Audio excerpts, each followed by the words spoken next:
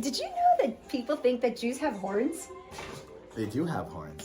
No, they don't. Don't lie. What are you talking about? I They totally do. went on a date in Santa Barbara when I was a kid, Shira, and this guy shows up. He's like, "Hey, how's it going?" He's checking me out, and he's like, "Oh, what's your name?" I'm like, "Nili." He's like, "Oh, what kind of name is that?" I was like, "Hebrew." He's like, "Do you have horns?" And then he literally runs away. He was so hot. Oh well. Oh man, did why? he have horns? No. Why do they think we have Who horns? cares? You don't even No, want it's them. from this week's Parsha. You're only allowed to marry someone with horns. Okay, but listen. Why, Shira, do people think that Jewish people have horns? Because I know, because of Da Vinci Incarnate or... Yeah, because of Da Vinci Incarnate or. What does this mean? So in this week's Parsha, Moshe comes down the mountain and he's like radiating the light of God because they just had this really intimate moment where God reveals Moses tells God, "Reveal your glory to me." It's really quite steamy.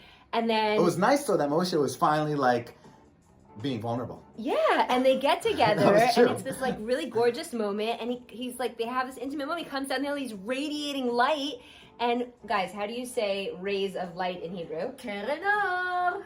Said like That's a true right. Israeli. Kerenor. Well, Keren can mean horns, but it can also mean... Rays. Right. Light. So people who don't speak Hebrew then translated the Bible, and instead of saying that Moses came down the hill with rays of light radiating from him, it said that he came down with Horns. And so then what did Da Vinci do? Went to the gas station and met you there. Didn't that work? That's not who you met Da at the gas Vinci? station. What are you talking about? That's not the hot guy you met at the gas station? No, that was in Painted Santa Moshe Barbara. with horns. He painted Moshe with horns, and from then on, the stereotype went that Jews have horns. And now you know the source of why people think that Jews have horns. It's in this week's Parsha, which is Parshat Ki Tisa. Ki Tisa. It's not their fault. I gave them Tubi.